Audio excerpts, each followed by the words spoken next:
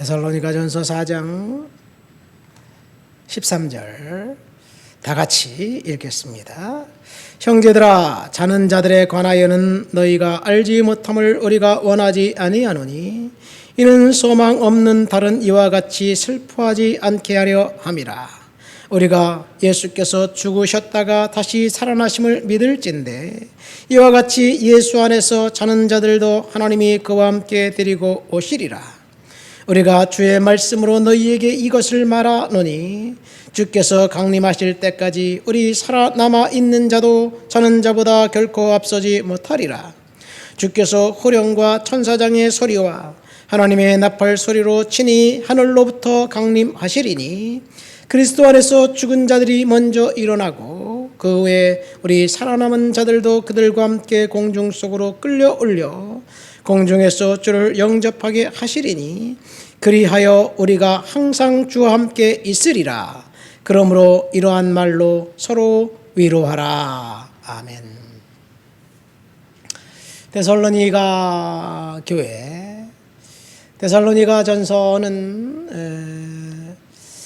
예수님이 승천하신 지 약 20년 정도 됐을 때 데살로니가 교회 성도들이 예수님이 곧 올 줄을 알고 무의도식하면서 모여서 먹고 마시고 우리 그냥 하나님 앞에 예배만 드리자, 기도만 하자, 일은 뭐하러 하냐, 이런 어떤 그런 나태하고 게으른 상황에 빠져 있었을 때 사도 바울이 쓴 편지입니다. 데살로니가 교회의 개척 이야기는 사도행전 17장에 나와 있습니다.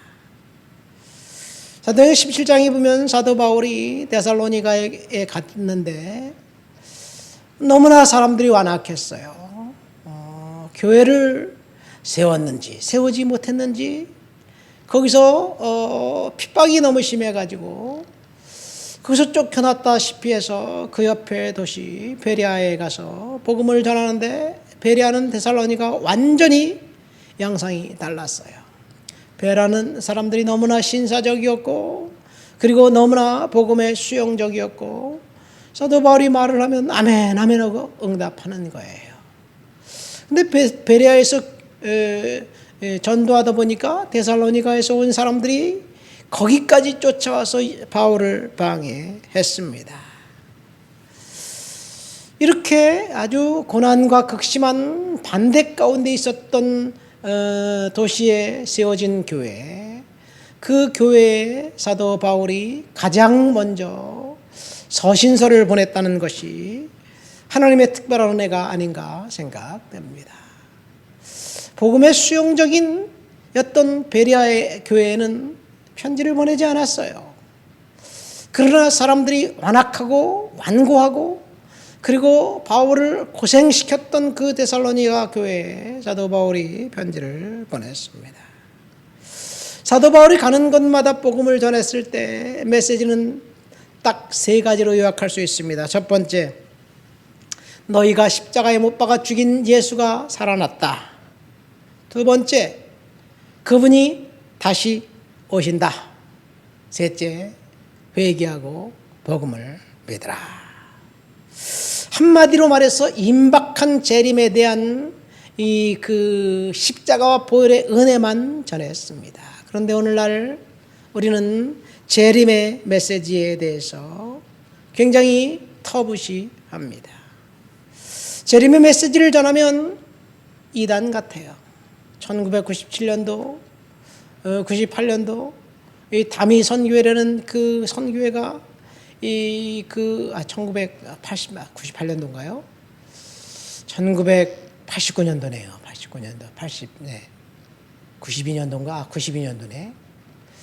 다미 선교회라는 그 선교회가 재림 이야기하면서 예수님이 재림하신다. 97년도, 98년도에 온다. 몇 년 안 남았다. 막 그렇게 이야기하면서 사람들을 미혹했고 많은 사람들이 이 재림을 고대했는데 그것이 이 거짓이 판명나면서 재림을 얘기하면 다 가짜 이단이라고 생각하기 때문에 그런지 모르겠습니다.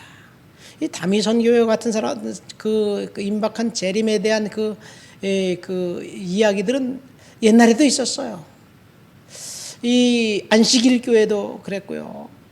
또 여러 교회들이 그렇게 예수님의 재림을 이야기하다가 이 거짓이 판명나고 이단으로 내몰렸습니다.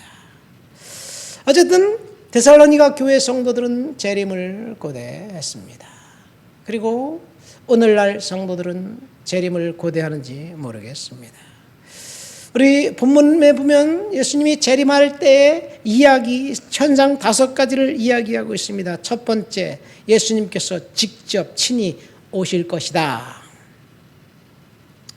특사나 대사를 보내가지고 내가 올 거야, 준비해, 이렇게 보내지 않습니다. 영어 성경에 보면 호령이라는, 호령과 나팔 소리 가운데 예수님이 오신다 그랬는데, 여기 호령에 보면 a loud command, 큰 소리로 예수께서 오셨다, 예수께서 오셨다, 그렇게 외치는 거예요. 이 병사들이 사극 같은데, 영화 같은데 보면 그 위대한 장순이가 나타나면 병사들이 막 발을 구르면서 그 만세하면서 막 호령하잖아요.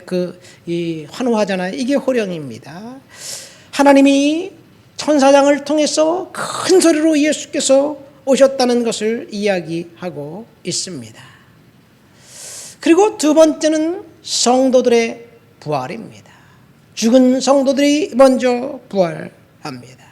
13절 말씀해 보니까 자는 자들에 관하여는 이라는 말씀을 통해서 볼 때, 오늘 본문에 보면 부활한 자들이 먼저 예수님이 재림하실 때 부활해서 이제 재림 주님과 함께 예배하다가, 그리고 세 번째는 살아있는 성도들이 공중으로 주님이 재림하는 그 시간에 휴거해서 이제 그 주님을 만나서, 그리고 새 예루살렘이 이 땅에 도래하는 거예요. 네 번째, 주님이 재림하는 그 순간 죽은 성도들과 산 성도들이 연합해서 이제 하나님을 예배하게 된다는 이야기예요. 그리고 다섯 번째, 마지막으로는 이 진리를 모든 신도들이 끊임없이 재확신하게 되면서, 오늘 본문 18절 말씀해 보니까 그러므로 서로 위로하라, 그런 이야기를 합니다. 여러분, 공중 영접 휴거에 대해서 성경에 있으니까 저는 그대로, 문자 그대로 이루어질 줄을 믿습니다. 제가 어제 이 말씀을 묵상하면서 왜 사람들이 재림 예수가 왔다라고는 이야기에 미혹되어서 넘어갈까? 라는 것을 한번 생각해 봤어요. 주님이 분명히 명확하게 호령과 천사장의 나팔 소리와 함께 큰 소리로 외치면서 이 땅에 재림하게 하는데, 예수님이 재림하시는 그 광경을 신자든 불신자든 모두가 다 알게 된다는 이야기예요. 제가 고등학교 다닐 때 교회에서 열심히 학생회장하고 그러다가 어떻게 하다가 통일교 친구를 만났어요. 그래서 그때는 통일교에 가서 전도해야지. 그래갖고 통일교에 가고 통일교 학생예배에 참석해서 교사 전도사가 설교하는데 뭐 교회에서 얘기하는 거 똑같더라고요. 그래서 이야기하면서 문선명이 재림 예수라고 그래서 성경에 보면 분명히 모든 사람이 다 알고 있게 한다는데, 문선명 씨가 재림 예수가 그냥 남 모르게 아무도 모르게 비밀스럽게 왔는데 그거 어떻게 된 거냐 그랬더니 그거 요즘도 가능하다. 그러면서 비행기 타고 하면 못할 거냐 막 그러면서 재림 예수라고 확신하더라고요. 딱 한 번 가고 말았어요. 괜히 또 오래 갔다가 또 제가 해코지 당할까 봐. 어쨌든 그런데 분명히 모든 사람들이 알게 오신다고 이야기했는데, 왜 사람들이 지금도 재림 예수라는 사람들에게 미혹되어서 속아 넘어갈까? 가만히 생각해 보니까 조용히 해. 이건 너만 아는 비밀이야. 너는 14만 4천 명에 분명히 포함된 사람이야. 넌 다른 사람한테 말하면 안 돼. 그러면서 죄송합니다. 비밀이라고, 너만 알고 있는 특권이라고, 당신만 이 재림 예수를 영접했다고 이렇게 특권 의식을 심어주면서 당신은 특별한 사람이야 이렇게 이야기하기 때문에 아마 넘어가지 않을까 이런 생각을 해봤습니다.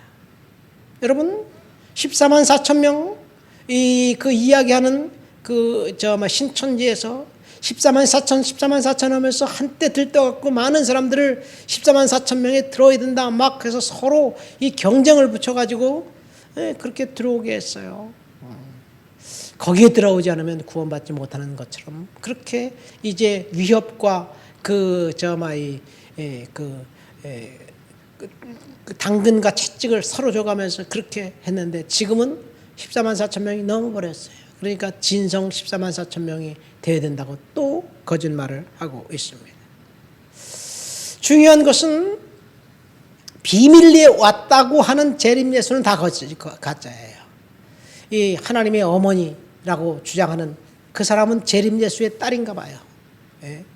재림 예수의 딸인데 자기 아버지 재림 예수가 죽고 자기가 하나님 어머니라고 그런 이야기를 하고 이런데 넘어가는 사람들을 보면 너만 아는 특별한 존재라는 것을 부각시켰기 때문에 그렇고, 두 번째는 아마도 이 악한 영의 이단의 영에 사로잡히면 거기서 헤어날 수 없는 영적인 것이 아닌가 생각됩니다. 중요한 것은 예수님은 분명히 재림하신다는 사실과 그리고 재림한 것을 모든 성도들과 신자들과 불신자들이 다 안다는 이야기예요. 그래서 우리는 예수님의 재림을 기대하면서 믿음으로 살아가야 될 줄 믿습니다. 옆에서 이만희도 그렇고 정명석도 그렇고 또 많은 사람들이 자기가 재림 예수라고 이야기하면서 하다가 재림 예수 죽은 사람도 있어요. 박태선도 재림 예수였는데 죽었고 문선명도 재림 예수인데 죽었어요. 그런 이야기에 넘어가지 마시기를 예수님 이름으로 축원드립니다. 말씀의 은혜 가운데 산다면 우리는 분명히 예수 그리스도의 능력과 은혜가 우리 가운데 있고 재림하신 주님을 기대하면서 믿음으로 승리하시게 되시길 예수님 이름으로 축원드립니다. 하나님 아버지 감사합니다. 예수께서 다시 오신다는 그 사실을 다시 한번 기억하면서 믿음 준비하고 은혜 가운데 오늘도 살아갈 수 있도록 주여 도와주시옵소서. 주님, 재림하실 주님을 높여드립니다. 찬양합니다. 예수님 이름으로 기도합니다. 아멘.